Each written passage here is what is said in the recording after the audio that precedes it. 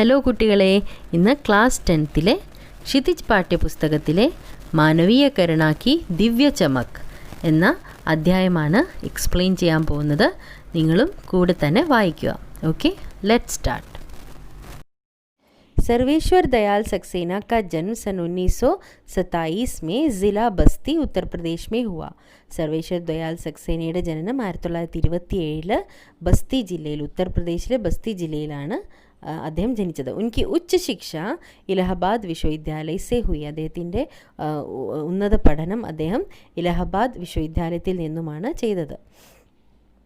वे अध्यापक, आकाशवाणी में सहायक प्रोड्यूसर, दिनमान में उपसंपादक और पराग के സമ്പാദക് രഹി. അദ്ദേഹം അധ്യാപകനായിട്ട് പ്രവർത്തിച്ചിട്ടുണ്ട്. പിന്നെ ആകാശവാണിയിലെ അസിസ്റ്റൻറ്റ് പ്രൊഡ്യൂസറും, പിന്നെ ദിൻമാനിൽ ഉപസമ്പാദക് അതായത് സബ് എഡിറ്ററും, പിന്നെ പരാഗിൽ സമ്പാദക് എഡിറ്ററുമായിട്ട് അദ്ദേഹം ജോലി ചെയ്തിട്ടുണ്ട്.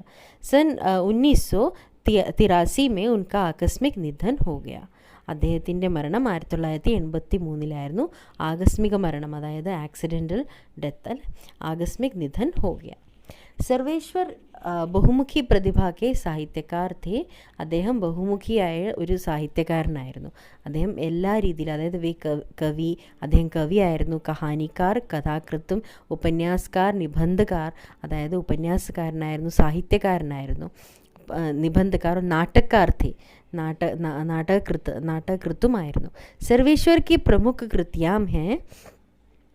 അദ്ദേഹത്തിൻ്റെ പ്രമുഖ കൃതികളാണ് കാട്ട് की घंटियाँ, कुआनो नदी, जंगल का दर्द, कुंटियों पर टंगे लोग, അത് കവിതാ സംഗ്രഹമാണ്. പാഗൽ കുത്തും കാ മസീഹ, സോയാ ഹുവാ ജൽ, ലഡായി, ബക്രി, ഭോം ഭോം, ഖോങ്കോ, ബത്തൂത്ത കാ ജൂത്ത, ലാഖ് की नाक ഒക്കെയാണ്. അപ്പോൾ ചർച്ചെ ഓർ ചർഖെ ഉൻകെ ലേഖോं का സംഗ്രഹ. ചർച്ചെ ഓർ ചർഖെ ആ ലേഖനങ്ങളുടെയൊക്കെ ഒരു സംഗ്രഹമാണ്.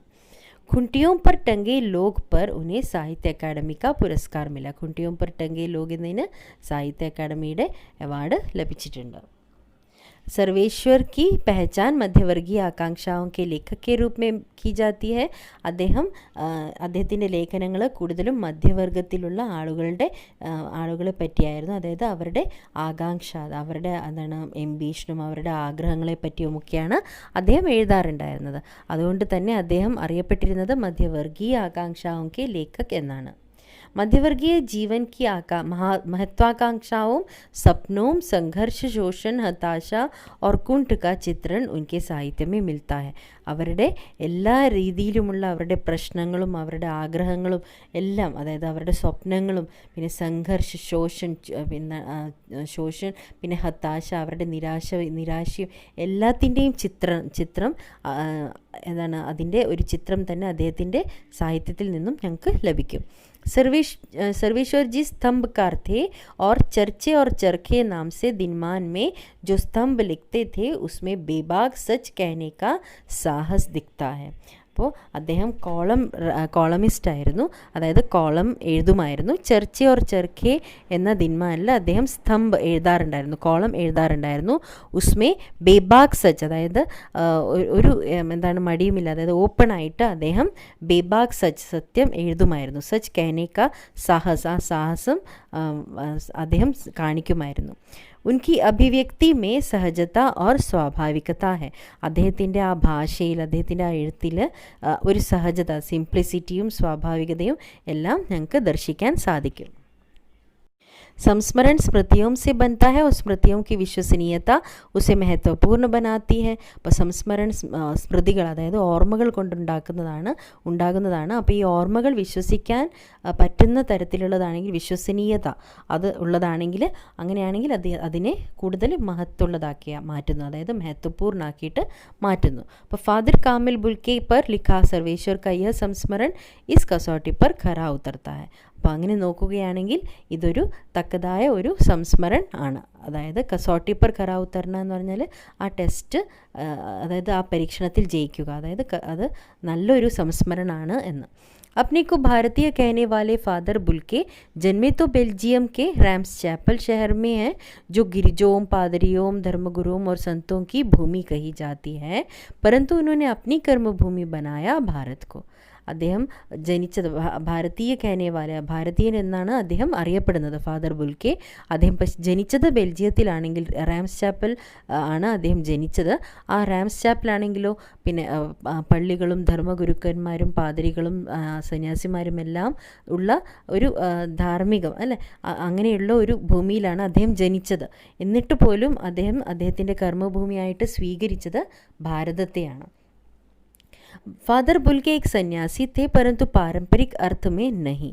അദ്ദേഹത്തിൻ്റെ സ്വഭാവം അനുസരിച്ചിട്ട് അദ്ദേഹം ഒരു സന്യാസി ആണെങ്കിൽ പോലും മറ്റുള്ളവരെ എപ്പോഴും അദ്ദേഹം എന്താണ് സ്നേഹിച്ചു. അദ്ദേഹം എല്ലാവരുടെയും സഹായത്തിനായിട്ട് അദ്ദേഹം എത്തുമായിരുന്നു.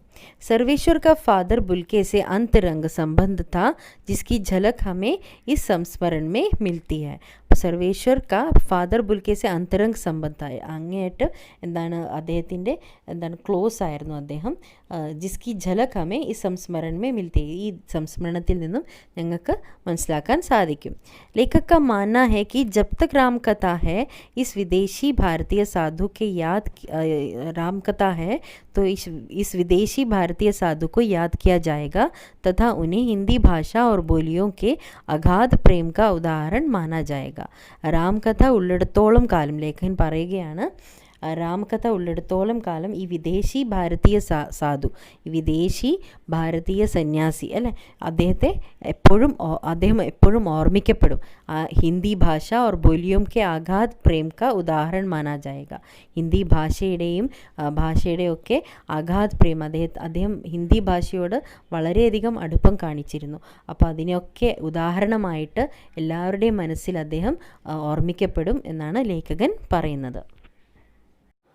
मानवीय करुणा की दिव्य चमक. फादर को जहरबाद से नहीं मरना चाहिए था. ലേഖകൻ പറയുകയാണ് ഫാദറിന് ജഹർബാദ് എന്ന് പറഞ്ഞാൽ ഒരു ബോയിൽ, അതായത് ഫറങ്കിൾ എന്ന് പറയും, വിഷാംശമുള്ള ഒരു ബോയിൽ. അപ്പോൾ ഫാദർ കോ ജഹർബാദ് സെ നഹി മർന ചാഹിയെ താ, ഫാദർ ജഹർബാദ് വന്ന് മരിക്കരുതായിരുന്നു. ജിസ്കി रगों में दूसरों के लिए मिठास भरे अमृत के अतिरिक्त और कुछ नहीं था, उसके लिए इस जहर का विधान क्यों हो. जिसकी रगों में സിരകളിൽ, അദ്ദേഹത്തിൻ്റെ സിരകളിൽ എന്താണ് ദൂസറോങ്കിലെ മിഠാസ് ഭരെ, മറ്റുള്ളവർക്ക് വേണ്ടിയുള്ള എന്താണ് സ്നേഹം നിറഞ്ഞ ആ അമൃതം. മിഠാസ് ഭരെ എന്ന് പറയുന്നത് ഇവിടെ മധുരമുള്ള അമൃതം നിറഞ്ഞിരിക്കുകയാണ് അദ്ദേഹത്തിൻ്റെ സിരകളിൽ. അതല്ലാതെ വേറൊന്നുമില്ല. അതിരിക്ത്, ഉസ്കെ അതിരിക്ത് ഓർ കുച്ച് നെയ് താ, അതിരിക്ത് എന്ന് പറഞ്ഞാൽ അതല്ലാതെ, കുച്ച് നെയ് താ ഉസ്കെ ലിയെ ഇസ് ജഹർ കാ വിധാൻ ക്യൂ ഹോ. അങ്ങനെയുള്ളൊരു മനുഷ്യന്, അതായത് എല്ലാവരോടും നല്ല സ്നേഹത്തോടെ പെരുമാറിയിരുന്ന, എല്ലാവരോടും എപ്പോഴും എന്താണ് അദ്ദേഹത്തിൻ്റെ മനസ്സിലെപ്പോഴും എല്ലാവർക്കും വേണ്ടി സ്നേഹം മാത്രമേ ഉണ്ടായിരുന്നുള്ളൂ. അങ്ങനെയുള്ളൊരു മനുഷ്യന് ഇങ്ങനത്തെ ഒരു വിധി എന്തുകൊണ്ടാണ് ദൈവം രചിച്ചത്? ഇസ് ജഹർ കാ വിധാൻ ക്യൂ ഹോ. യ സവാൽ കിസ് ഈശ്വർ സെ പൂച്ചെ, ദൈവത്തിനോട് ചോദിക്കണം ഈ ചോദ്യം. പ്രഭു കി ആസ്ഥ ഹി ജിസ്കാ അസ്തിത്വ ഥ, ഈശ്വരനിലുള്ള വിശ്വാസം തന്നെയായിരുന്നു അദ്ദേഹത്തിൻ്റെ അസ്തിത്വം. അപ്പോൾ അങ്ങനെയുള്ള ഒരു മനുഷ്യന് എന്തുകൊണ്ട് ദൈവം ഇങ്ങനത്തെ ഒരു വിധി, അതായത് ജഹർബാദ് എന്നൊരു അസുഖം എന്തുകൊണ്ട് അദ്ദേഹത്തിന് വന്നു, എന്തുകൊണ്ട് ഇങ്ങനത്തെ ഒരു വിധി അദ്ദേഹത്തിന് ലഭിച്ചു? വഹ് ദേ കി ഇസ് യാതന കി പരീക്ഷ ഉമ്ര കി ആഖിരി ദഹരി പർ ക്യൂ ദേ. ഈ ദേഹത്തിൻ്റെ ഈ യാതന, അതായത് ദേഹത്തിനെ ഇങ്ങനെ പീഡിപ്പിക്കുന്നത്, അതായത് ഇങ്ങനെയുള്ളൊരു പരീക്ഷണം എന്തുകൊണ്ട് ഈ ജീവിതത്തിൻ്റെ അവസാന ഘട്ടത്തിൽ പോയിട്ട് അദ്ദേഹത്തിന് സഹിക്കേണ്ടതായിട്ട് വന്നു? ആഖിരി ദഹരി, അതായത് അവസാന പടിത്തട്ട്, അവസാന പടി എന്ന് തന്നെ പറയാം. ദഹരി എന്ന് പറഞ്ഞാൽ ഡോർ സ്റ്റെപ്പ്. അപ്പോൾ ആഖിരി ദഹരി എന്ന് പറഞ്ഞാൽ അവസാന ഘട്ടം, ജീവിതത്തിൻ്റെ അവസാന ഘട്ടത്തിൽ വന്ന് എന്തുകൊണ്ട് ഇങ്ങനത്തെ ഒരു യാതന അദ്ദേഹം സഹിക്കേണ്ടതായിട്ട് വന്നു? एक लंबे पादरी के सफ़ेद चोगे से ढकी ആകൃതി സാമനെ ഹെ. ലേഖകൻ ഓർക്കുകയാണ് അദ്ദേഹത്തിൻ്റെ രൂപം, അതായത് ഒരു നീളമുള്ള പാതിരികളുടെ ഡ്രസ്സ് അല്ലെ, പാതിരിക്ക സഫേദ് ചോഗെ സെ ഢക്കി ആകൃതി, അങ്ങനെയുള്ള ഒരു ശരീര ആകൃതി സാമനെ ഹെ, അങ്ങനെ ഓർമ്മിക്കുകയാണ് അദ്ദേഹം. ഗോരാ റങ്, സഫേദ് ഝായി മാർത്തി ഭൂരി ദാടി നീലി ആഖേം, ബാഹേം ഖോൽ ഗലെ ലഗാനെ കോ ആതുർ. നല്ല വെളുത്തിരിക്കുന്ന ആളാണ്.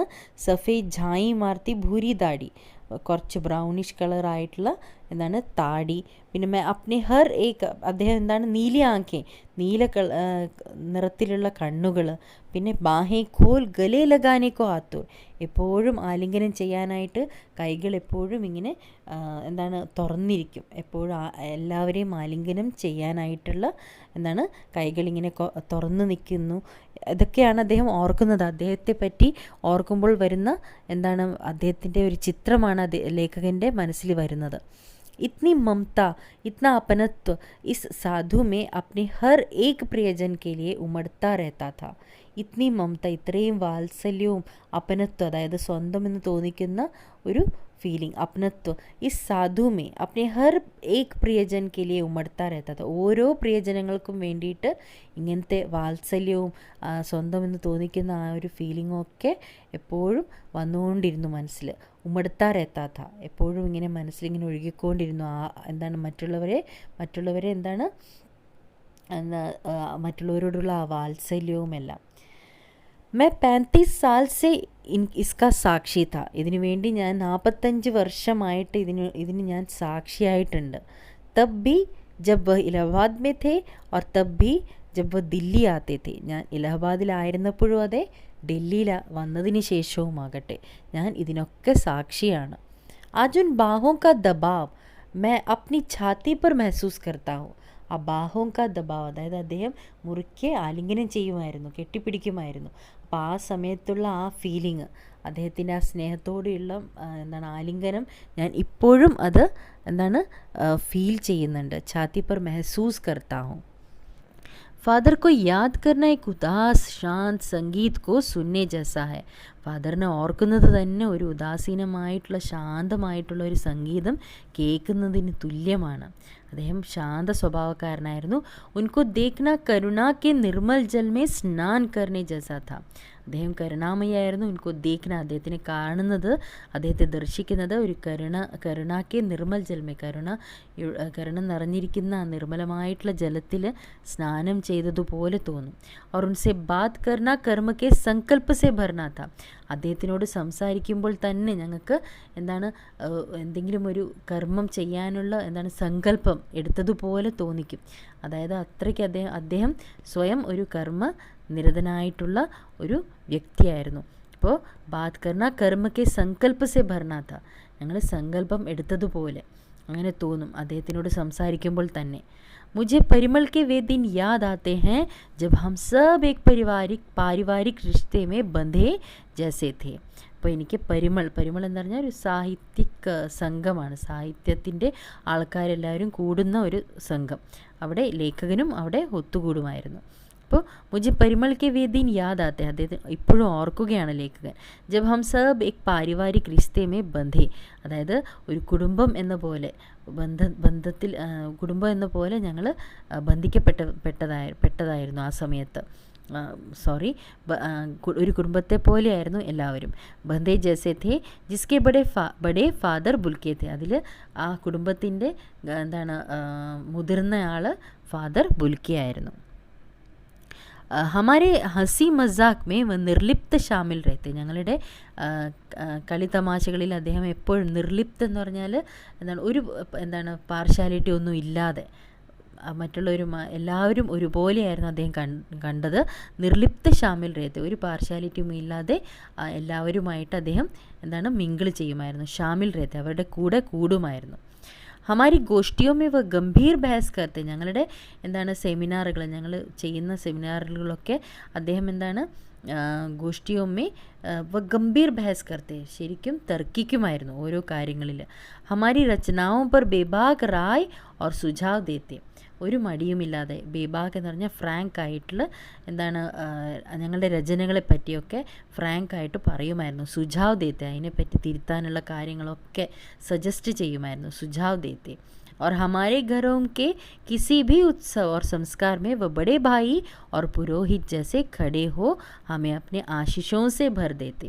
അപ്പോൾ ഞങ്ങളുടെ കുടുംബത്തിൻ്റെ, അതായത് വീടുകളിൽ എന്തെങ്കിലും ഉത്സവമോ സംസ്കാരമേ വ ബഡേ ഭായി, അതായത് ആ കൾച്ചറിൽ അല്ലേ, ഞങ്ങൾ എന്തെങ്കിലും ഒരു ഉത്സവം നടത്തുകയാണെങ്കിൽ അവിടെ ഒരു വലിയൊരു ജ്യേഷ്ഠനെ പോലെ അദ്ദേഹം എത്തുമായിരുന്നു. ഓർ പുരോഹിത് ജैसे खड़े हो हमें अपने आशीषों से भर देते, ഒരു പുരോഹിതനെ പോലെ അവിടെ നിന്ന് ഞങ്ങളെ അനുഗ്രഹിക്കുമായിരുന്നു. ഞങ്ങളുടെ വീട്ടിൽ എന്തെങ്കിലും ഉത്സവങ്ങളൊക്കെ വരുമ്പോൾ അദ്ദേഹം ഒരു ജ്യേഷ്ഠൻ്റെ സ്ഥാനത്ത് നിന്ന് ഞങ്ങളെ അനുഗ്രഹിക്കുമായിരുന്നു. ആശിഷോं से भर देते, അനുഗ്രഹങ്ങൾ കൊണ്ട് നിറയ്ക്കുമായിരുന്നു. मुझे अपना बच्चा और फादर का उसके मुख में पहली बार अन्न डालना याद आता है और नीली आँखों की चमक में तैरता वात्सल्य भी. അപ്പോൾ ലേഖകൻ പറയുകയാണ്, എനിക്കിപ്പോഴും ഓർമ്മ വരുന്നു. മുझे अपना बच्चा और फादर का उसके मुख में पहली बार अन्न डालना. ആ എൻ്റെ മകൻ്റെ ഫാദറിനെ ഓർമ്മിക്കുന്നത് എങ്ങനെയാണ്, അദ്ദേഹത്തിന് ഓർമ്മ വരികയാണ്, തൻ്റെ മകൻ്റെ വായിൽ അദ്ദേഹം അന്നപ്രശ്നം നടക്കുമായിരുന്നു. അതായത് എന്താണ്, ചോറൂണ്. ആ സമയത്ത് ഫാദറാണ് ആദ്യമായിട്ട് തൻ്റെ മകൻ്റെ വായിൽ ഭക്ഷണം നൽകുന്നത്. മുझे अपना बच्चा और फादर का उसके मुख में पहली बार ആദ്യമായിട്ട് അन्न डालना याद आता, അന്നപ്രശ്നം. और നീലി ആँखों की चमक, ആ സമയത്ത് ആ നീല കണ്ണുകളിലുള്ള ആ തിളക്കം ഞാൻ ഇപ്പോഴും ഓർക്കുന്നു. ചമക് മേ തേർത്ത വാത്സല്യ, അതിലിങ്ങനെ ഒഴുകുന്ന ആ വാത്സല്യം ഞാൻ ഇപ്പോഴും ഓർക്കുന്നു. ജैसे किसी ऊंचाई पर देवदारू की छाया में खड़े हूँ. ആ സമയത്ത് അദ്ദേഹത്തിന് എന്താണ് തോന്നുന്നത്, ഒരു ദേവദാരു വൃക്ഷം, നല്ല എന്താണ് തിങ്ങി നിൽക്കുന്ന ആ ദേവദാരു വൃക്ഷത്തിൻ്റെ ആ എന്താണ് ഛായ, ആ തണലിൽ നിൽക്കുന്നത് പോലെ തോന്നുകയായിരുന്നു ആ സമയത്ത് അദ്ദേഹത്തിന്. കഹാ സെ ശുരു കരേ, എവിടെ നിന്ന് തുടങ്ങണം, ലേഖകൻ ചോദിക്കുകയാണ്. ഇലഹാബാദ് കി സഡ്കോം പർ ഫാദർ കി സൈക്കിൾ ചൽത്തി ദിഖ് രഹി ഹൈ. അപ്പോൾ ഇലഹാബാദിൻ്റെ ആ റോഡുകൾ, ആ വഴികളിലൂടെ ഫാദർ സൈക്കിൾ ചവിട്ടി വരികയാണ്. അതായത് സൈക്കിൾ ചൽത്തി ദിഖ് രഹി ഹൈ, സൈക്കിൾ ഓടുന്നതായിട്ട് കാണാം. വ ഹമാരെ പാസ് ആക്കർ രുക്തി ഹൈ മുസ്കുരാത്തെ ഹുവേ ഉതർത്തെ ഹൈ. അപ്പോൾ ലേഖകൻ ഇത് ഓർക്കുകയാണ് അദ്ദേഹത്തെ പറ്റി. ഒരു സൈക്കിളിൽ ഫാദർ ബുൽക്കെ വരികയാണ്. ആ സമയത്ത് അവരുടെ അടുത്ത് വന്ന് സൈക്കിൾ നിർത്തുകയും പിന്നെ ചിരിച്ചുകൊണ്ട് അതിൽ നിന്ന് ഇറങ്ങുകയും പിന്നെ പറയുകയും ചെയ്യുന്നത് ഓർക്കുകയാണ്. देखिए देखिए मैंने उसे पढ़ लिया है और मैं कहना चाहता हूँ. അപ്പോൾ उनको क्रोध में कभी नहीं देखा. അപ്പോൾ ഇങ്ങനെ നല്ല സ്വീറ്റായിട്ടേ അദ്ദേഹം സംസാരിച്ചിട്ടിരുന്നുള്ളൂ. അദ്ദേഹത്തിന് ഒരിക്കലും ദേഷ്യത്തിൽ അദ്ദേഹം ഇതുവരെ കണ്ടിട്ടില്ല എന്നാണ് ലേഖകൻ പറയുന്നത്. ദേഖിയെ ദേഖിയെ മെനെ ഉസേ പഠില്ല, ഞാൻ ആ പുസ്തകം പഠിച്ചു, ഇനി എന്താണ് അതിനെപ്പറ്റി പറയേണ്ടത് എന്നൊക്കെ ഇങ്ങനെ സിമ്പിളായിട്ടാണ് അദ്ദേഹം സംസാരിച്ചിരുന്നത്. ഒരിക്കലും ദേഷ്യപ്പെടാറില്ല. क्रोध में कभी नहीं देखा, കണ്ടിട്ടില്ല, ഇങ്ങനെ ദേഷ്യത്തിൽ കണ്ടിട്ടില്ല. आवेश में देखा है और ममता तथा प्यार में लबालब छलकता महसूस किया है. ആവേശ് में देखा है, അതായത് ഒരു ആവേശം, എന്തെങ്കിലും ചെയ്യാനുള്ളൊരു ആഗ്രഹം അല്ലേ, ആ ഒരു ജോഷ് അതിൽ കണ്ടിട്ടുണ്ട് ഞങ്ങൾ. അതുമാത്രമല്ല അദ്ദേഹത്തിൻ്റെ ആ വാത്സല്യം കണ്ടിട്ടുണ്ട്. പ്യാർമെ ലബാലബ്, ആ സ്നേഹത്തിലിങ്ങനെ എന്താണ്, ആ സ്നേഹം ഇങ്ങനെ നിറഞ്ഞു നിൽക്കുന്ന ആ സ്നേഹം, ലബാലബ് ചലക്ത, നിറഞ്ഞൊഴുകുന്ന ആ സ്നേഹം ഞങ്ങൾ ഫീൽ ചെയ്തിട്ടുണ്ട്, ഞാൻ ഫീൽ ചെയ്തിട്ടുണ്ട്. മെഹസൂസ് കിയാ ഹൈ. अक्सर उन्हें देखकर लगता कि बेल्जियम में इंजीनियरिंग के अंतिम वर्ष में पहुंचकर उनके मन में सन्यासी बनने की इच्छा कैसे जाग गई, जबकि घर भरा पूरा था. 2 भाई, 1 बहन, माँ, पिता सभी थे. എപ്പോഴും പലപ്പോഴും ഉന്നെ ദേക്കർ ലഗ്ത കി ബെൽജിയം മേ, ആ ബെൽജിയത്തിൽ എഞ്ചിനീയറിങ്ങിൻ്റെ അവസാന വർഷം വിട്ട് അവസാന വർഷം എത്തിയപ്പോൾ പഹുഞ്ച്കർ അദ്ദേഹത്തിൻ്റെ മനസ്സിൽ എന്തുകൊണ്ടൊരു സന്യാസി ആകണം എന്നൊരു ആഗ്രഹം ജനിച്ചു. ജബ്കി ഘർ, ആ വീട്ടിലാണെങ്കിലോ അങ്ങനെ എല്ലാവരും ഉണ്ട്, എങ്കിൽ പോലും അദ്ദേഹത്തിന് എന്തുകൊണ്ട് അങ്ങനത്തെ ഒരു വിചാരം വന്നു. അദ്ദേഹത്തിൻ്റെ വീട്ടിൽ എല്ലാവരും ഉണ്ടായിരുന്നു, എല്ലാവരും കുടുംബത്തിലെ അംഗങ്ങൾ, അതായത് അച്ഛൻ, അമ്മ, പിന്നെ 2 സഹോദരങ്ങൾ, ഒരു സഹോദരി, എല്ലാവരും ഉണ്ടായിരുന്നു. എന്നിട്ട് പോലും അദ്ദേഹത്തിന് എന്തുകൊണ്ട് അവസാന വർഷം, എഞ്ചിനീയറിങ്ങിൻ്റെ അവസാന വർഷത്തിൽ അദ്ദേഹത്തിന് ആ ഒരു ചിന്ത വന്നു, സന്യാസി ആകണം എന്നൊരു ചിന്ത എന്ന് ലേഖകൻ ഇങ്ങനെ ആലോചിക്കുകയാണ്.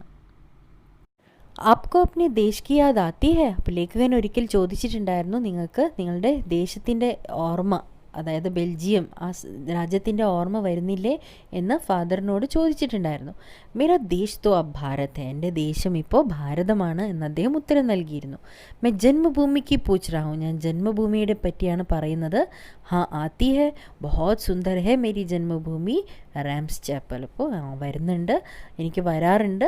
ബഹോത് സുന്ദർ ഹെ, വളരെ ഭംഗിയുള്ള ജന്മഭൂമിയാണ് എൻ്റേത്. മേരി ജന്മഭൂമി റാംസ് ചാപ്പൽ. घर में किसी की याद, ആരുടെങ്കിലും വീട്ടിലെ ആരുടെങ്കിലുമൊക്കെ ഓർമ്മ വരുന്നുണ്ടോ? മാക്കി യാദ് ആത്തി ഹെ, ബഹോത് യാദ് ആത്തി ഹെ, അമ്മയുടെ ഓർമ്മ വരുന്നുണ്ട്. അമ്മ എന്താണ് ബഹോത് യാദ് ആത്തി ഹെ, അമ്മയെ നല്ലോണം ഓർമ്മ വരുന്നു എന്ന് പറയുമായിരുന്നു. ഫിർ അക്സർ മാ കി സ്മൃതി മേ ഡൂബ് ജാത്തെ ദിഖാ, അങ്ങനെ അമ്മയെപ്പറ്റി ഓർത്തിങ്ങനെ അദ്ദേഹം ഇങ്ങനെ മുഴുകി പോവുമായിരുന്നു. ഉൻകി മാ കി ചിഠിയാം അക്സർ ഉൻകെ പാസ് ആത്തി തി, അമ്മയുടെ കത്തുകൾ എപ്പോഴും പലപ്പോഴും അദ്ദേഹത്തിൻ്റെ അടുത്ത് എത്തുമായിരുന്നു, കത്തുകൾ വരാറുണ്ടായിരുന്നു. अपने अभिन्न मित्र डॉक्टर रघुवंश को वह उन चिट्ठियों को दिखाते थे. അദ്ദേഹത്തിൻ്റെ എന്താണ് ക്ലോസ് ഫ്രണ്ടായിരുന്നു ഡോക്ടർ രഘുവംശ്. അപ്പോൾ അദ്ദേഹത്തിന് ആ കത്തുകളൊക്കെ അമ്മയുടെ ആ കത്തുകൾ അദ്ദേഹം കാണിക്കാറുണ്ടായിരുന്നു. പിതാ और भाइयों के लिए बहुत लगाव मन में नहीं था. അപ്പോൾ അച്ഛനോടും പിന്നെ സഹോദരങ്ങളോടും അങ്ങനെ ഒരു അടുപ്പം, ലഗാവ്, ആ ഒരു അടുപ്പം അദ്ദേഹത്തിന് അത്രയ്ക്ക് ഇല്ലായിരുന്നു. പിതാ വ്യവസായി തേ, ഏക് ഭായി വഹി പാദ്രി ഹോ ഗയാ ഹെ. അപ്പോൾ അച്ഛന് വ്യവസായി ആയിരുന്നു, ഒരു എന്താണ് വ്യാപാരിയായിരുന്നു. ബ്രദറാണെങ്കിലോ പാദ്രി ഹോ ഗയ, ബ്രദർ ഒരു എന്താണ് പാതിയായിട്ട് മാറിയായിരുന്നു. പിന്നെ ഏക് ഭായി കാം കർത്താ ഹെ, ഒരു ബ്രദറാണെങ്കിലോ ജോലി ചെയ്യുകയായിരുന്നു. ഉസ്കാ പരിവാർ ഹെ, അപ്പോൾ ഒരു ഫാമിലി ഉണ്ടായിരുന്നു ആ ബ്രദറിന്. അപ്പോൾ ബഹൻ സഖ്ത് ഓർ ജിദ്ദി തി, അനുജത്തിയാണെങ്കിൽ വളരെയധികം സ്ട്രിക്റ്റും എന്താ വാശിക്കാരിയുമായിരുന്നു. ബഹോത് ദേർ സെ ഉസ്നെ ഷാദിക്ക്, അപ്പോൾ കുറേ കാലങ്ങൾക്ക് ശേഷമാണ് വിവാഹം തന്നെ കഴിച്ചത് അനുജത്തി. फादर को एकाध बार उसकी शादी की चिंता व्यक्त करते उन दिनों देखा था. അപ്പോൾ ഫാദർ ബുൽക്കയ്ക്ക് അനുജത്തിയുടെ വിവാഹത്തെപ്പറ്റി ഇങ്ങനെ ചിന്തിച്ച് ഇങ്ങനെ വിഷമിക്കുന്നത് വ്യക്ത കർത്തെ ഉൻ ദിനവും ദേഖാത്ത.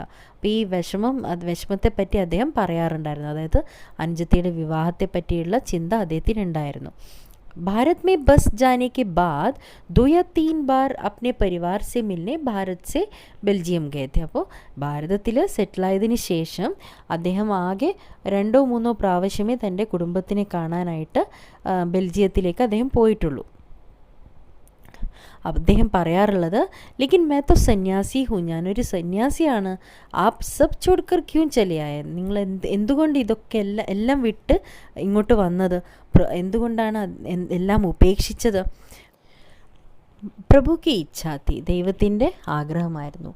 വഹ് ബാലക്കോം കിസി സരളതാസെ മുസ്കുരാക്കർ കേത്തെ, കുട്ടികളെപ്പോലെ എന്താണ് നിഷ്കളങ്കമായിട്ട് ചിരിച്ചുകൊണ്ട് അദ്ദേഹം പറയുമായിരുന്നു.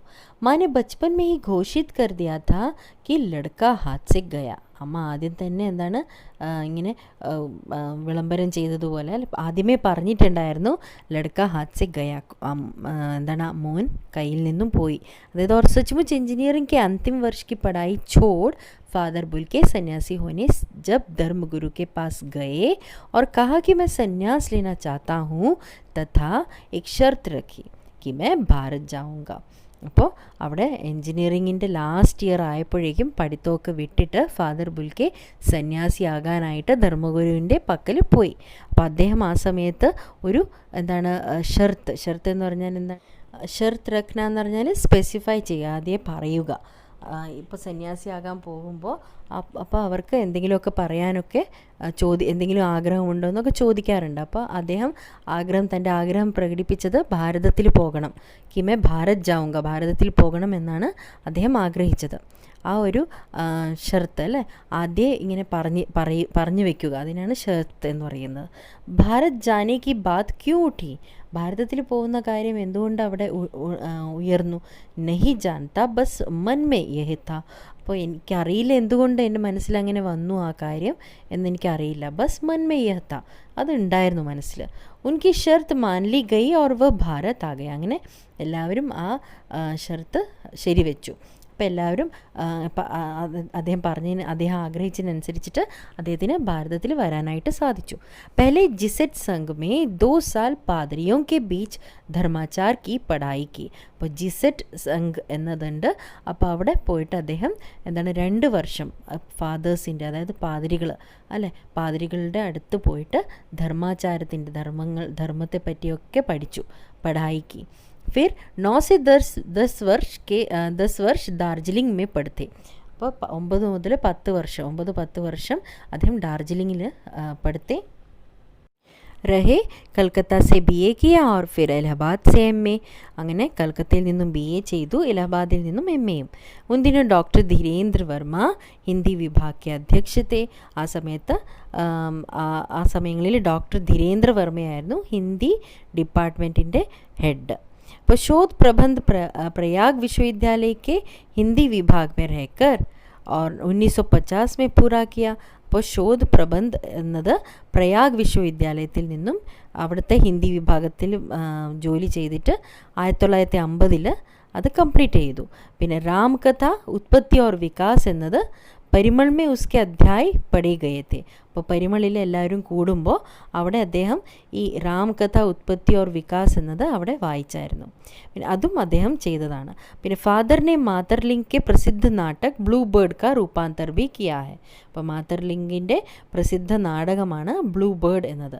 അതിൻ്റെ രൂപാന്തർ, അതിൻ്റെ രൂപത്തിൽ വ്യത്യാസം വരുത്തിയിട്ട് അദ്ദേഹം നീൽപഞ്ചി എന്ന പേരിൽ അത് ചെയ്തിട്ടുണ്ട്. बाद में वह सेंट जेवियर्स कॉलेज रांची में हिंदी तथा संस्कृत विभाग के विभागाध्यक्ष हो गए और यहीं उन्होंने अपना प्रसिद्ध अंग्रेज़ी हिंदी कोश तैयार किया. അപ്പം അതിനുശേഷം അദ്ദേഹം സെയിൻറ്റ് സേവിയേഴ്സ് കോളേജിൽ പോയി, റാഞ്ചിയിൽ. അവിടെ ഹിന്ദി തഥാ സംസ്കൃത് വിഭാഗത്തിൽ, ഹിന്ദിയിലും സാൻസ്ക്രിറ്റ് ഡിപ്പാർട്ട്മെൻറ്റിലുമൊക്കെ അതിൻ്റെ മെമ്പറായിരുന്നു അദ്ദേഹത്തിന്. അതിൽ അധ്യക്ഷനായിരുന്നു, അതിൽ ഡയറക്ടറൊക്കെ ആയിട്ട്. പിന്നെ और यही उन्होंने अपना प्रसिद्ध അവിടെ തന്നെ അംഗ്രേസി ഹിന്ദി, ഇംഗ്ലീഷ് ഹിന്ദി ഒരു ഡിക്ഷണറി തന്നെ അദ്ദേഹം തയ്യാറാക്കിയെടുത്തു. അപ്പോൾ ബൈബിൾ കാ അനുവാദ് ഭി, അപ്പോൾ അതിനുശേഷം ബൈബിൾ ട്രാൻസ്ലേറ്റ് ചെയ്തു, അനുവാദ് ഭി. और वही बीमार पड़ा. അതിനുശേഷം അദ്ദേഹത്തിന് സുഖമില്ലാതായി. പട്നയെ, പിന്നെ പട്നയിൽ വന്നു. दिल्ली आए और चले गए 47 वर्ष देश में रहकर. 47 വർഷം ഈ ദേശത്തിൽ താമസിച്ചിട്ട് അദ്ദേഹം പോയി. 73 വർഷമായപ്പോഴേക്കും, അതായത് 73 വർഷ की जिंदगी जीकर, അങ്ങനെ 73 വർഷം അദ്ദേഹം ജീവിച്ചിരുന്നു. फादर बुल्के संकल्प से सन्यासी थे. അതായത് ഫാദർ ബുൽക്കെ ആ സങ്കല്പം കൊണ്ട് അദ്ദേഹം ഒരു സന്യാസിയായിരുന്നു. ഓത്ത്, അതായത് സന്യാസിമാർ അത് ഓത്തെടുക്കും, അതായത് ഡിറ്റാച്ച്ഡ് ആയിട്ട് നിൽക്കുക എന്നത്.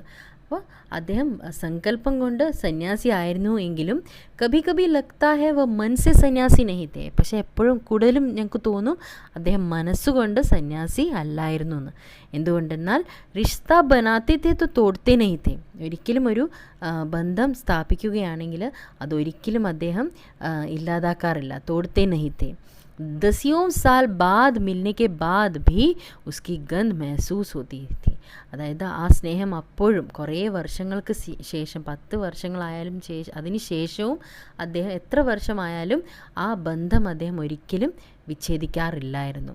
വഹ് ജബ് ഭി ദില്ലി ആത്തെ ജറൂർ മിൽത്തെ, खोज कर समय निकाल कर गर्मी सर्दी बरसात झेल कर मिलते, चाहे 2 मिनट के लिए ही हो ही सही. അപ്പോൾ ജബ് ദില്ലി ആത്തെ, അദ്ദേഹം എങ്ങനെയെങ്കിലുമൊക്കെ സമയം കണ്ടുപിടിക്കുമായിരുന്നു കാണാനായിട്ട്. മിൽത്തെ ഖോജ് കർ, എങ്ങനെയെങ്കിലും കണ്ടുപിടിച്ച് ഞങ്ങളെ കാണാൻ വരുമായിരുന്നു.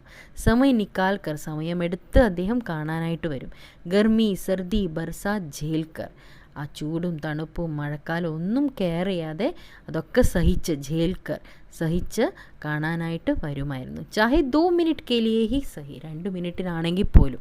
യെ കോൺ സന്യാസി കർത്താ ഹെ, ഏത് സന്യാസിയാണ് അങ്ങനെ ചെയ്യാറുള്ളത്? അതുകൊണ്ടാണ് ലേഖകൻ പറയുന്നത് സങ്കല്പം കൊണ്ട് അദ്ദേഹം സന്യാസി ആണെങ്കിലും പക്ഷെ മനസ്സുകൊണ്ട് അദ്ദേഹം സന്യാസിയായിട്ട് തോന്നിയില്ല. അതായത് എല്ലാവരോടും അദ്ദേഹം നല്ല എന്താണ് സ്നേഹമുള്ള എന്താണ് എപ്പോഴും ആ അടുപ്പം അദ്ദേഹം കാണിക്കുമായിരുന്നു, എത്ര വർഷം കൊണ്ട് കണ്ടുമുട്ടിയാലും. അപ്പോൾ ഉनकी ചിന്ത ഹിന്ദി കോ രാഷ്ട്രഭാഷ കെ റൂപ് മേ ദേഖ്നെ കി തി. അദ്ദേഹത്തിന് ഒരേ ഒരു എന്താണ് ചിന്ത മാത്രമേ ഉണ്ടായിരുന്നുള്ളൂ, എന്താണ് ഹിന്ദിയെ ഒന്ന് രാഷ്ട്രഭാഷയെ ആയിട്ട് കാണണം. हर मंच से इसकी तकलीफ़ बयान करते, इसके लिए अकाट्य तर्क देते. അപ്പോൾ ഓരോ സ്റ്റേജിലും അദ്ദേഹം ഇതിനെ ഈ കഷ്ടപ്പാട് ഈ ഹിന്ദിയെ എങ്ങനെയെങ്കിലും രാഷ്ട്രഭാഷ ആക്കണമെന്ന് അതിനെപ്പറ്റിയൊക്കെ അദ്ദേഹം എന്താണ് സ്റ്റേറ്റ്മെൻറ്റ് ഇങ്ങനെ മെൻഷൻ ചെയ്യുമായിരുന്നു. ഇസ്കേലി അക്കാട്ട് തർക്ക് ദേത്തെ, അതിനായിട്ട് അദ്ദേഹം ദൃഢമായിട്ട് തർക്കിക്കുമായിരുന്നു. എന്താണ് വിഭജിക്കാൻ പറ്റാത്തത്ര അത്ര ദൃഢമായിരുന്നു അദ്ദേഹത്തിൻ്റെ ആ തർക്കം, അതിനായിട്ടുള്ള പരിശ്രമത്തിലായിരുന്നു അദ്ദേഹം. ബസ് ഇസി എക് സവാൽ പർ ഉന്നെ ഝുഞ്ചലാത്തെ ദിക്കായ, ആ ഒരു ചോദ്യത്തിൽ മാത്രം അദ്ദേഹത്തെ എന്താണ് ദേഷ്യപ്പെടുന്നതായിട്ടും, അതായത് പാഗൽ സാ ദിഖ്ന അല്ലെ, ഝുഞ്ചലാത്തെ ഹുവേ ദിക്കായ. और हिंदी वालों द्वारा ही हिंदी की उपेक्षा पर दुख करते उन्हें पाया है. അപ്പോൾ ഹിന്ദിക്കാർ തന്നെ ഹിന്ദി ഉപേക്ഷിക്കുന്നതായിട്ട് കാണുമ്പോൾ അദ്ദേഹം വിഷമിക്കുന്നുണ്ടായിരുന്നു, അത് ഞാൻ കണ്ടിട്ടുണ്ട്. घर परिवार के बारे में निजी दुख तकलीफ के बारे में पूछना उनका स्वभाव था. അപ്പോൾ ഈ വീടിൻ്റെയും കുടുംബത്തെ പറ്റിയൊക്കെയും പിന്നെ എന്താണ് പേഴ്സണലായിട്ടുള്ള വിഷമത്തിൻ്റെയും എന്താ കഷ്ടപ്പാടുകളെ പറ്റിയൊക്കെ അദ്ദേഹം എന്താണ് ചോദിക്കാറുണ്ടായിരുന്നു, അത് അദ്ദേഹത്തിൻ്റെ ഒരു സ്വഭാവമായിരുന്നു. അപ്പോൾ എല്ലാവരോടും അദ്ദേഹം എന്താണ് അവരുടെ കഷ്ടപ്പാടുകൾ ചോദിച്ചറിയുമായിരുന്നു.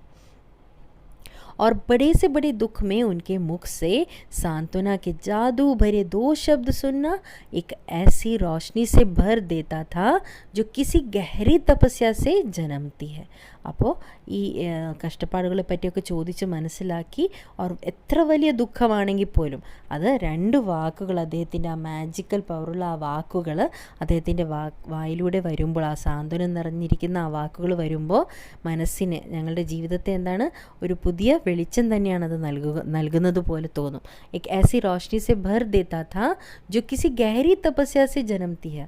അത് ഏതോ ഒരു എന്താണ് ആഴത്തിൽ ഞങ്ങൾ തപസ് ചെയ്ത് ഇരുന്ന് കിട്ടിയ ആ ഒരു പ്രകാശം എന്ന പോലെയാണ് ആ സമയത്ത് തോന്നുക. അദ്ദേഹത്തിൻ്റെ ആ സാന്ത്വനം നിറഞ്ഞ ആ വാക്കുകൾ അല്ലെ, സാന്ത്വനാക്കി ജാദു ഭരെ 2 ശബ്ദ. അപ്പോൾ ഹർ മൗത്ത് ദിഖാത്തി ഹെ ജീവൻ കോ നയി റാഹ്, ഓരോ മരണവും ജീവിതത്തെ ഒരു പുതിയ വഴിത്തിരിവിലോട്ടാണ് കൊണ്ടുപോകുന്നത്, വഴി കാണിക്കുന്നു. മുझे अपनी पत्नी और पुत्र की मृत्यु याद आ रही है और फादर के शब्दों से झरती विरल शांति भी. അപ്പോൾ എനിക്ക് എൻ്റെ പത്നിയുടെയും പുത്രൻ്റെയും മരണം ഇപ്പോൾ ഓർമ്മ വരുന്നു.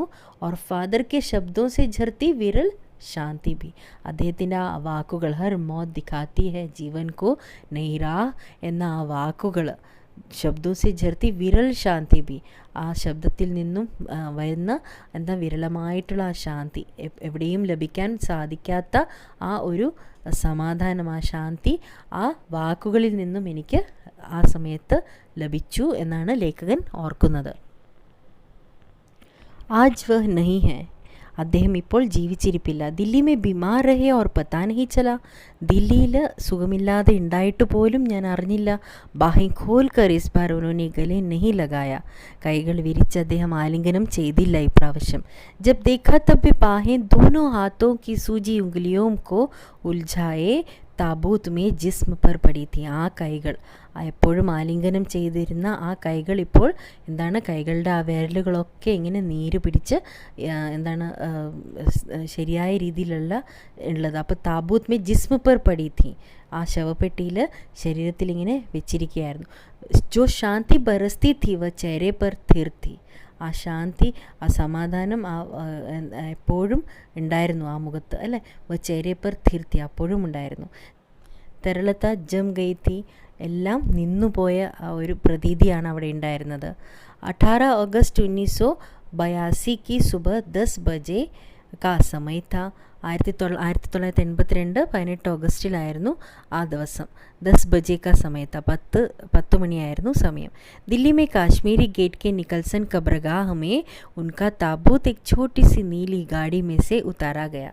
അപ്പോൾ അന്ന് കാശ്മീരി ഗേറ്റ്, ഡൽഹിയിലെ കാശ്മീരി ഗേറ്റ് നിക്കൽസൺ എന്ന ആ ബറിയൽ ഗ്രൗണ്ടിലാണ് ഈ ശവപ്പെട്ടി ഇറക്കിയത്. അതായത് छोटी सी नीली गाड़ी में, ഒരു ചെറിയൊരു നീല വണ്ടിയിൽ. कुछ पादरी रघुवंश जी का बेटा और उनके परिजन രാജേശ്വർ സിംഗ് ഉസെ ഉത്താർ രഹേ थे.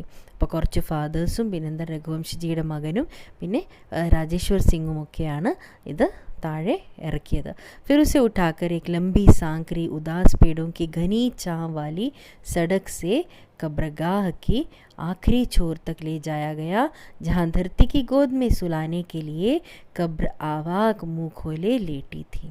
അപ്പോൾ അവിടെ നിന്ന് കുറേ മുമ്പിൽ കബ്രഗാഹിൻ്റെ ഉള്ളിൽ തന്നെ കുറേ മുമ്പിൽ ഘനി ചാവാലി സഡക്സെ, അപ്പോൾ മരങ്ങളൊക്കെ നിറഞ്ഞ് ആ വഴിയിലൂടെ മുന്നോട്ട് കൊണ്ടുപോയി. എന്നിട്ട് ആഖിരി ചോർ എൻഡിലെത്തിയപ്പോൾ അവിടെ എന്താണ് ധർത്തിക്ക് ഗോദ്മേ, ആ ഭൂമിയുടെ ആ മടിത്തട്ടിലിങ്ങനെ മടിത്തട്ട് ഇങ്ങനെ കബ്ർ അവാക്ക് മൂഖോലെ ലേട്ടിത്തി, അതായത് ഇങ്ങനെ മുഖം ഇങ്ങനെ വിരിച്ച് ഇരിക്കുകയാണ് ആ കബ്രിനെ എന്താണ് തൻ്റെ ഉള്ളിലോട്ട് സ്വീകരിക്കാനായിട്ട്.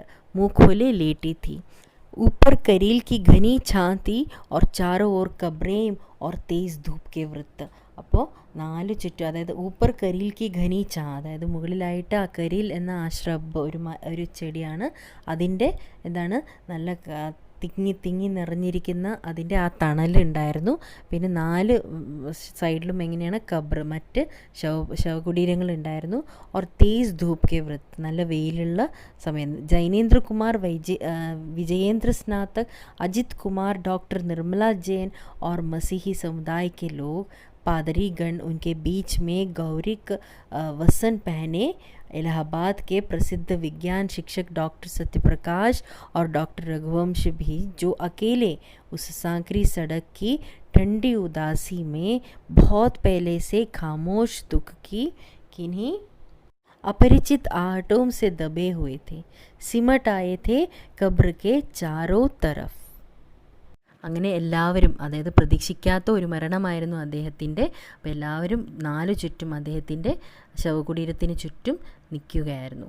ഫാദർ കി ദേ പഹലെ ഖബ്ർ കെ ഊപ്പർ ലിട്ടായി ഗയി, അങ്ങനെ ആ ശവകുടീരത്തിൻ്റെ മുകളിൽ അദ്ദേഹത്തിൻ്റെ ശരീരം കിടത്തുകയും മസീഹി വിധിസെ അന്തിം സംസ്കാർ ശുരു ഹുവ, അങ്ങനെ ക്രിസ്തീയ സംസ്കാരത്തിനനുസരിച്ചിട്ട് അങ്ങനെ അദ്ദേഹത്തിൻ്റെ അന്തിമ സംസ്കാരത്തിൻ്റെ വിധികളൊക്കെ തുടങ്ങി. रांची के फादर पास्कल तोयना के द्वारा उन्होंने हिंदी में मसीही विधि से प्रार्थना की. फिर सेंट सेवियर्स के रेक्टर फादर पास्कल ने उनके जीवन और कर्म पर श्रद्धांजलि अर्पित करते हुए कहा, फादर बुल के धरती में जा रहे हैं, इस धरती से ऐसे रत्न और पैदा हों. അപ്പോൾ ആ എന്താണ് അന്തിമ സംസ്കാരം നടക്കുകയായിരുന്നു. ആ സമയത്ത് റാഞ്ചിയുടെ ഫാദർ പാസ്കൽ തൊയനയാണ് അത് ചെയ്തത്.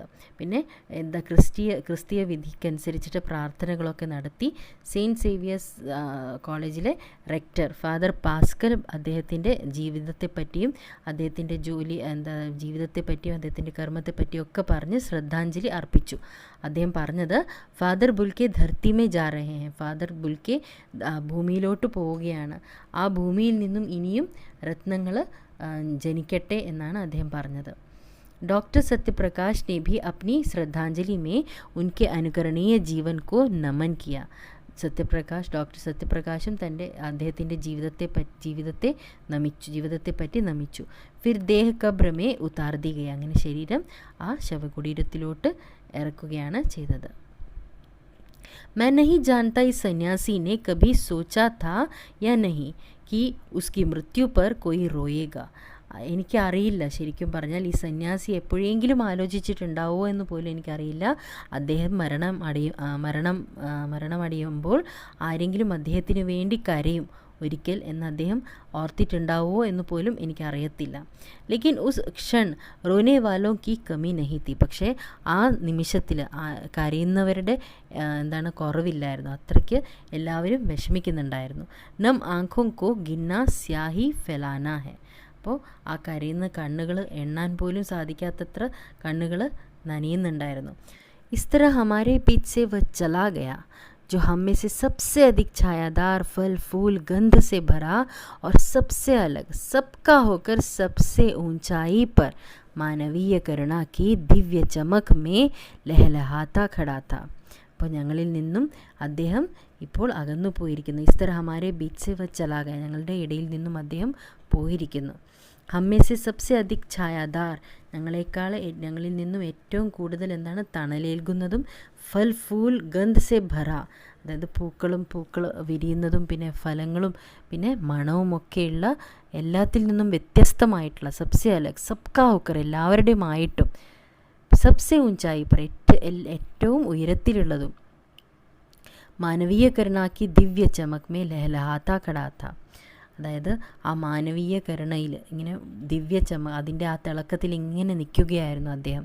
ജിസ്കി സ്മൃതി ഹം സബ്കെ മൻ മേ जो उनके निकट थे किसी यज्ञ के पवित्र आग की आंच की तरह, ജിസ്കി സ്മൃതി മേ അദ്ദേഹത്തിൻ്റെ ഓർമ്മയിൽ എല്ലാവരുടെയും മനസ്സിൽ ആരൊക്കെ അദ്ദേഹത്തിൻ്റെ എന്താണ് കരീബി ഥേ, അതായത് നിക്കട്ട് ഥേ, കിസി യജ്ഞയ്ക്ക് പവിത്ര ആഗ്, ഏതെങ്കിലും ഒരു യാഗത്തിൻ്റെ ആ പവിത്രമായിട്ടുള്ള അഗ്നി എന്ന പോലെ അഗ്നിയുടെ ആ എന്താണ് ആഞ്ച്ക്കി തറ ആജീവൻ ബനി രഹേഗി, അതെപ്പോഴും ജീവിതകാലം മുഴുവനും അത് നിൽക്കും. അദ്ദേഹത്തിൻ്റെ ഓർമ്മകൾ ഒരു പവിത്രമായിട്ടുള്ള അഗ്നി എന്ന പോലെ.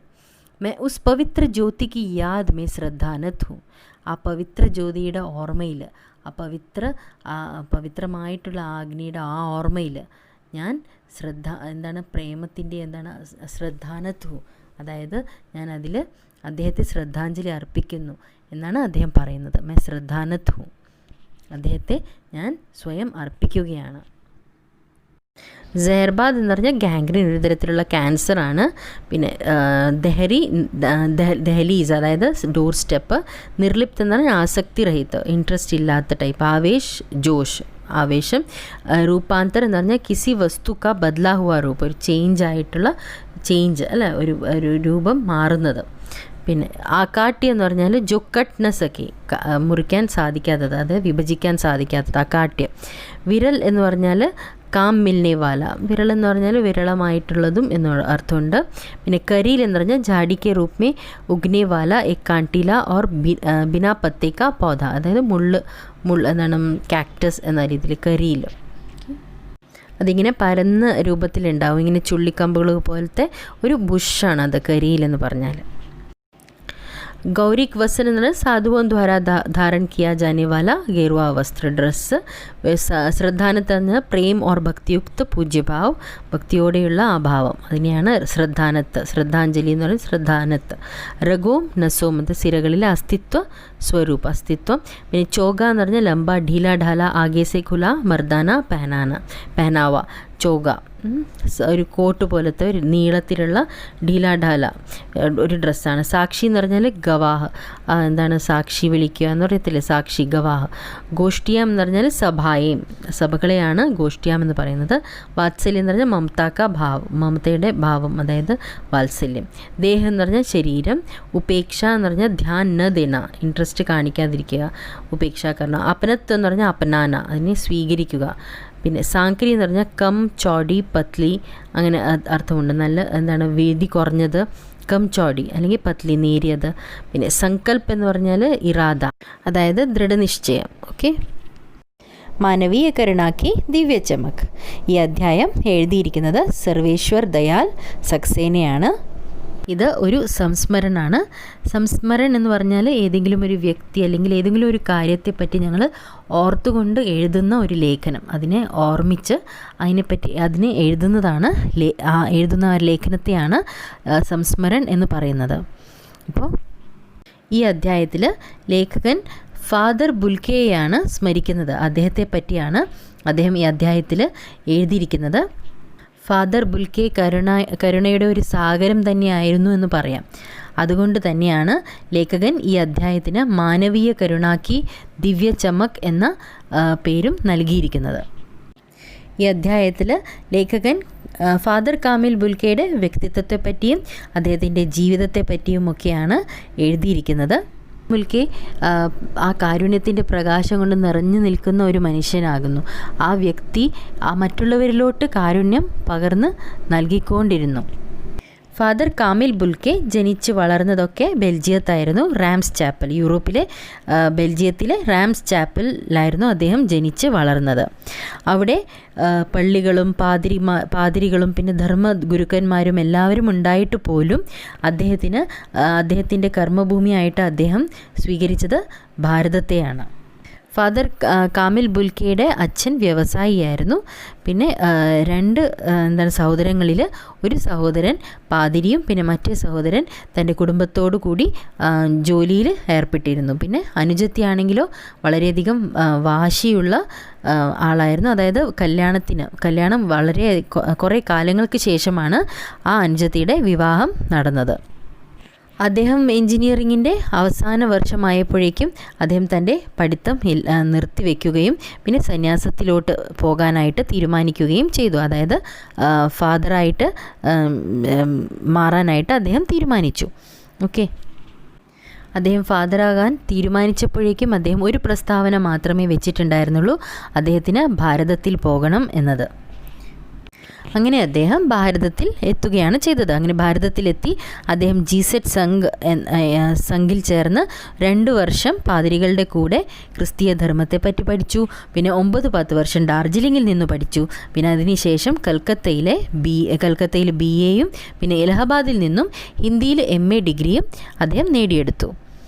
പിന്നെ അതിനുശേഷം അദ്ദേഹം പ്രയാഗ് വിശ്വവിദ്യാലയത്തിൽ ഹിന്ദി ഡിപ്പാർട്ട്മെൻറ്റിൽ പോയിട്ട് 1950 രാമകഥ ഉത്പത്തി और വികാസ് എന്ന വിഷയത്തിൽ ശോധ് भी किया. फिर ഫാദർ ബുൽക്കെ അതിനുശേഷം മാദർലിങ്ക് എഴുതിയ നാടകം ബ്ലൂ ബേർഡ് എന്നത് അദ്ദേഹം ട്രാൻസ്ലേറ്റ് ചെയ്തു. നീൽപഞ്ചി എന്ന പേരിൽ ട്രാൻസ്ലേറ്റ് ചെയ്യുകയും ചെയ്തു. പിന്നെ അതിനുശേഷം അദ്ദേഹം സെയിൻറ്റ് സേവിയേഴ്സ് കോളേജിൽ റാഞ്ചിയിൽ ഹിന്ദിയിലും സാൻസ്ക്രിറ്റ് ഡിപ്പാർട്ട്മെൻറ്റിലും അധ്യക്ഷനായിട്ട് ഉണ്ടായിരുന്നു. ഹെഡ് ഓഫ് ദി ഡിപ്പാർട്ട്മെൻറ്റായിട്ട് ജോലി ചെയ്തു. പിന്നെ അവിടെ തന്നെ അദ്ദേഹം അംഗ്രേസി ഹിന്ദി ശബ്ദകോശ് അതായത് ഡിക്ഷണറി, ഇംഗ്ലീഷ് ഹിന്ദി ഡിക്ഷണറി തയ്യാറാക്കുകയാണ് അവിടെ ചെയ്തത്.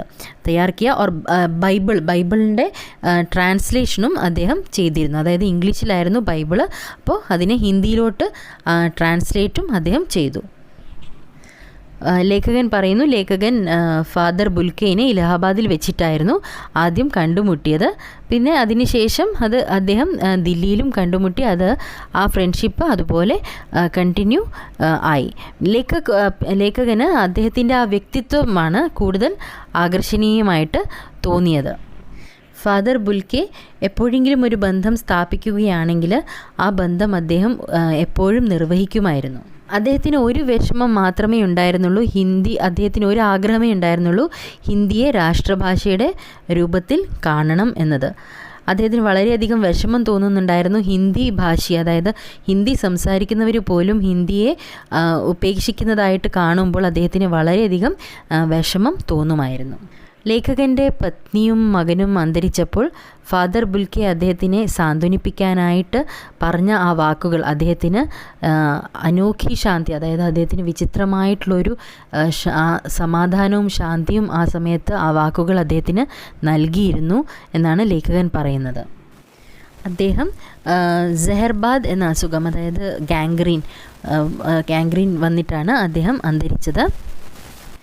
അദ്ദേഹം ഒരു ദേവദാരു വൃക്ഷവുമായിട്ടാണ് ലേഖകൻ അദ്ദേഹത്തെ ഉപമിച്ചിരിക്കുന്നത്. കാരണം അദ്ദേഹം ഒരു കുടുംബാംഗത്തെ പോലെയാണ് എല്ലാവരുമായിട്ടും പെരുമാറിയിരുന്നത്. ഒരു ജ്യേഷ്ഠ സഹോദരനെ പോലെ എല്ലാവർക്കും വാത്സല്യവും നൽകിയിരുന്നു അദ്ദേഹം ഭാരതത്തിൽ വന്ന് ഭാരതീയ സംസ്കൃതിയുടെ തന്നെ ഒരു അഭിന്ന അംഗമായിട്ട് മാറുകയാണ് ചെയ്തത്.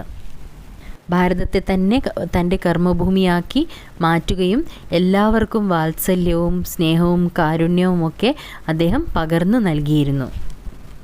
അദ്ദേഹം ഭാരതത്തിൻ്റെ സംസ്കൃതിയെയും ഭാഷയെയും ഭാരതത്തിലെ ജനങ്ങളെയും ഒരുപോലെ അദ്ദേഹം സ്നേഹിച്ചിരുന്നു. തൻ്റെ ജീവിതം തന്നെ മനുഷ്യരാശിക്ക് വേണ്ടി അദ്ദേഹം സമർപ്പിച്ചിരുന്നു. അവസാനം ലേഖകൻ ഫാദർ ബുൽക്കെയുടെ അന്ത്യകർമ്മങ്ങളെപ്പറ്റിയൊക്കെ ഇതിൽ ആ ലേഖനത്തിൽ എഴുതുന്നുണ്ട്. കാരുണ്യമാകുന്ന ആ പ്രകാശം എല്ലാവരിലും പകർന്നു നൽകിയ ഫാദർ ബുൽക്കെ എല്ലാവർക്കും ഒരു മനുഷ്യരാശിക്ക് തന്നെ ഒരു പ്രചോദനം, ഒരു പ്രേരണയായിട്ട് മാറുകയാണ് ചെയ്തത്. ഈ വീഡിയോ നിങ്ങൾക്ക് ഇഷ്ടമായി കാണുമെന്ന് വിശ്വസിക്കുന്നു. ഇഷ്ടമായെങ്കിൽ ഷെയർ ചെയ്യുക, സബ്സ്ക്രൈബ് ചെയ്യുക, നോട്ടിഫിക്കേഷന് വേണ്ടിയിട്ട് ബെൽ ഐക്കൺ അമർത്തുക. ഇനി അടുത്ത വീഡിയോയിൽ കാണാം. താങ്ക്